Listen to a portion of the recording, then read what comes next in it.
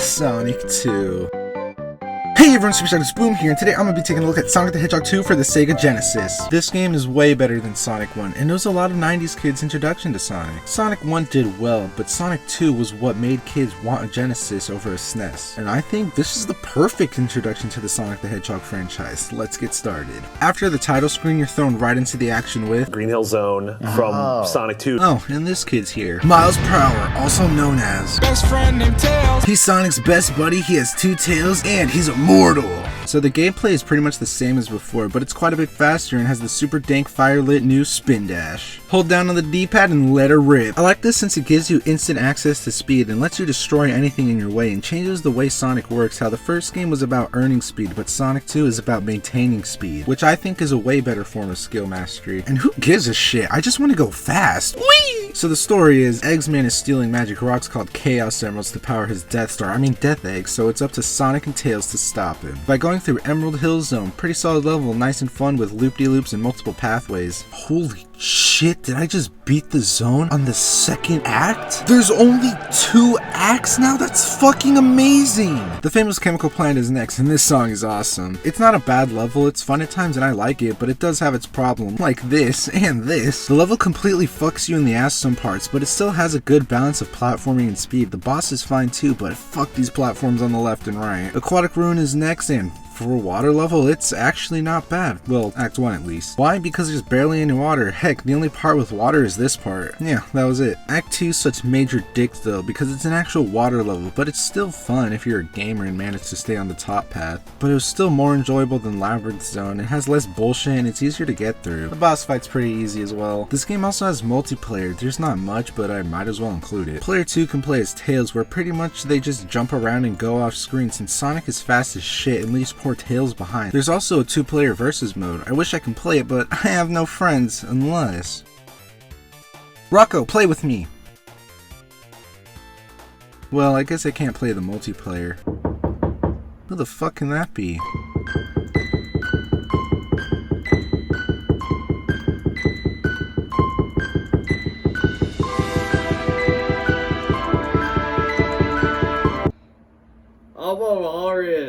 Nope. Ugh. What other choice do I have? Come on, you furry fuck. Let's play.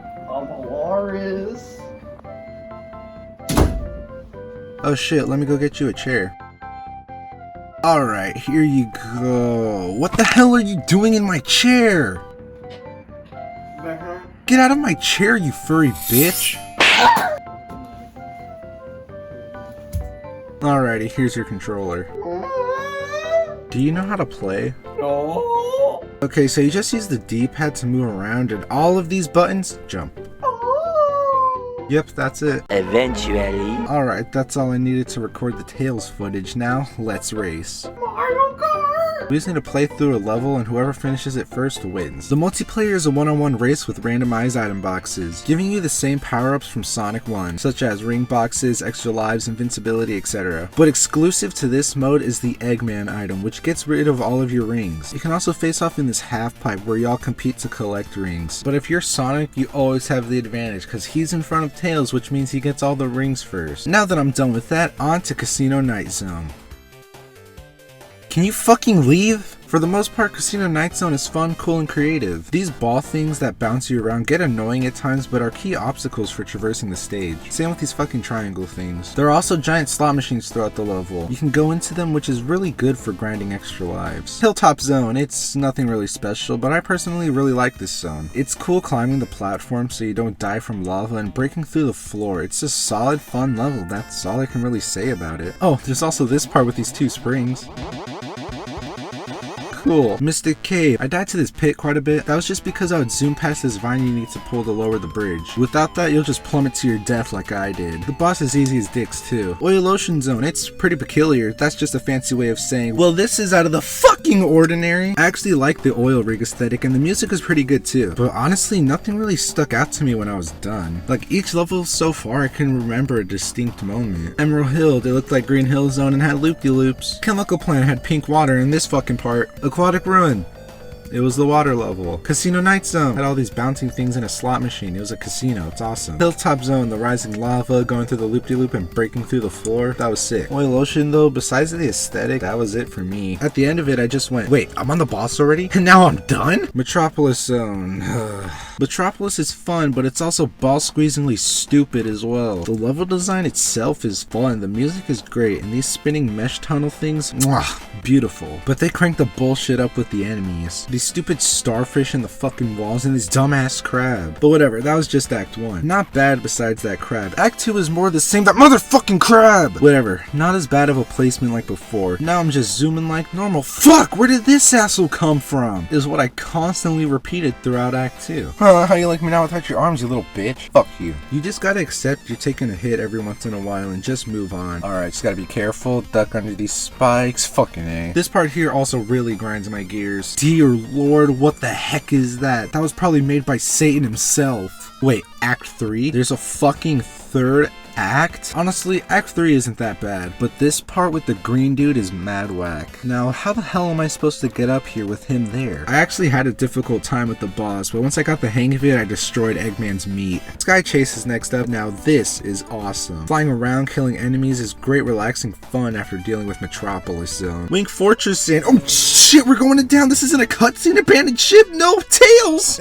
Good riddance. Wing Fortress is an awesome climactic level. Climbing aboard and making your way through Robotnik's battleship is just pure challenging fun. I couldn't help but feel pure dread when jumping from these bars, especially on this part with the falling platforms. My heart was racing when the platforms were collapsing behind me. They really did a good job on capturing the climactic feel. The boss was somewhat difficult till I got the hang of just chilling on these floating spike things and bam. Oh shit, Tails isn't dead? Aw. Oh yeah, the dead thing. It's a 1v1 battle against Silver Sonic. Honestly, I don't get why his name's Silver Sonic. He looks more like fucking concrete, but whatever. I guess Concrete Sonic doesn't sound as cool. And he was pretty easy for the most part. It took a couple tries, but not bad. But Robotnik and his Death Egg robot is fucking hard as shit. But what's a final boss without difficulty?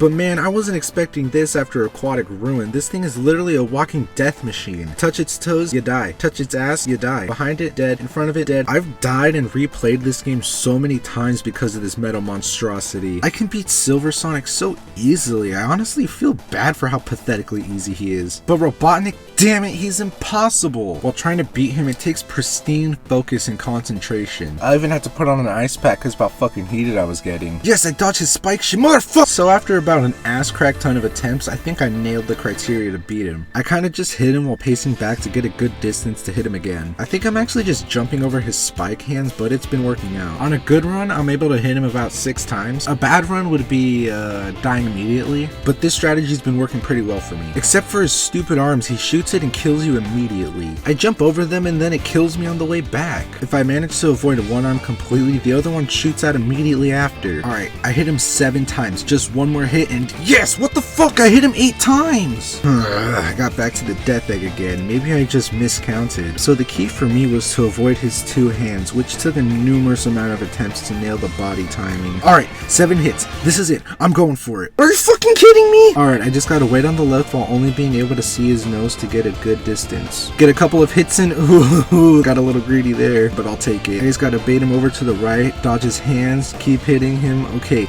it's all or nothing, and yes, yes, let's go! I finally beat Robotnik! Get fucked!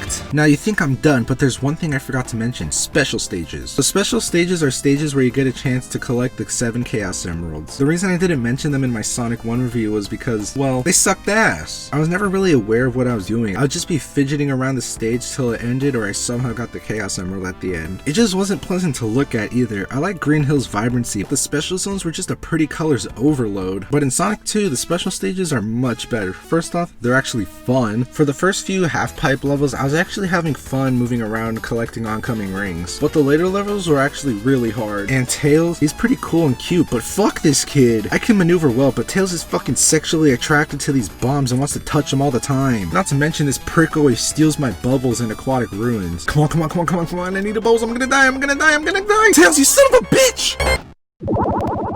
Once I finally beat the 7 special stages, which I normally did around either the last act of Mystic Cave or either acts of Metropolis, then you become Super Sonic. So the way you get to these levels in Sonic 1 is if you finish the stages with 50 rings or more, you go through a giant ring, then LSD happens. And in Sonic 2, it's a lot better. Now, there's these little checkpoints, and if you go through these with 50 rings or more, you go through this little ring of stars and then half pipe. I love this since that means there's multiple chances per zone to go for the emeralds. And Super Sonic is fucking awesome. He's faster, jumps higher, and can accelerate forward when in the air. He's invincible, and he just obliterates boss fights. Fuck you, Metropolis boss. But on Wing Fortress, Super Sonic is awful since any mistake you make would lead to death. Since just jumping triggers Super Sonic, his air acceleration really fucks with tight jumps. Especially here. Oh shit! So that was Sonic 2, and I enjoyed it quite a bit. It took the good and bad of Sonic 1 and succeeds it perfectly. Sonic 2 feels like Sonic 1, but it's much, much better.